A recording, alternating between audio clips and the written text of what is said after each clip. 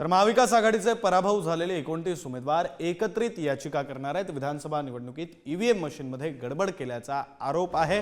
तर ठाणे आणि अन्य जिल्ह्यात सेम पॅटर्ननुसार मताधिक्य आलेलं असून यावर संशय व्यक्त केला जातोय। शरद पवार यांच्याशी चर्चा करून दीपेश म्हात्रे आणि अन्य उमेदवार एकत्रितपणे याचिका दाखल करणार। आपले प्रतिनिधी निखिल चव्हाण आपल्यासोबत जोडले गेलेले आहेत, त्यांच्याकडून अधिकचा तपशील घेऊया। निखिल, खरं तर आता उमेदवार जे आहेत ते एकत्रितपणे याचिका दाखल करणार आहेत। आतापर्यंत फेरमतमोजणीसाठी याचिका ही प्रत्येक उमेदवाराकडून दाखल केली जात होती, आता एकत्रितपणे याचिका दाखल केली जाणार आहे। काय नेमकी स्ट्रॅटेजी आहे यामागे?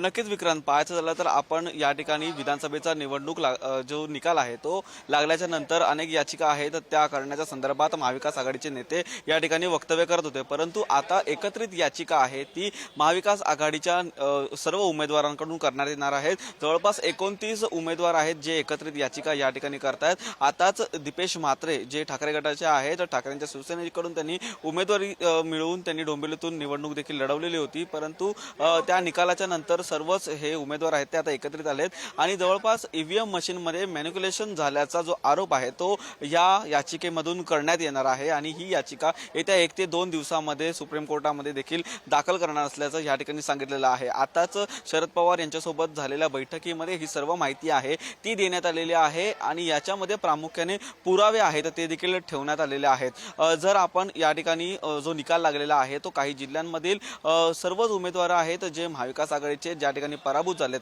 त्यांचं जे मताधिक्य आहे मिळालेलं त्याचा पॅटर्न सेम असल्याचं देखील या ठिकाणी सांगण्यात आलेलं आहे। तर ज्या उमेदवारांना विजय मिळालेला आहे त्या विजयाचा पॅटर्न देखील काही मतांनी पुढे मागे असून परंतु तो सेम असल्याचा आरोप या ठिकाणी ठेवण्यात आलेला आहे आणि त्यामुळे ह्या ईव्हीएम मशीनमध्ये मॅनिप्युलेशन झाल्याचा आरोप या ठिकाणी करण्यात आलेला आहे। दीपेश म्हात्रेंनी अजून एक या ठिकाणी पुरावा दिलेला आहे तो म्हणजे त्यांच्या मतदारसंघामध्ये जे ईव्हीएम मशीनचं 99% चार्जिंग होतं ते मतदानाच्या दिवशी पूर्ण होताना होतं आणि तेवढंच चार्जिंग आहे ते 2 ते 3 दिवसानंतर देखील तेवढंच असल्याचं देखील या ठिकाणी पाहायला मिळालं। त्यामुळे देखील हा जो संशय आहे तो व्यक्त केलेला आहे आणि या संपूर्णपणे संशयातून या याचिका आहेत ती 29 जणांची एकत्रित याचिका आता सुप्रीम कोर्टात दाखल होणार आहे। विक्रांत, बरं, धन्यवाद निखिल तुम्ही दिलेल्या या सविस्तर माहितीसाठी।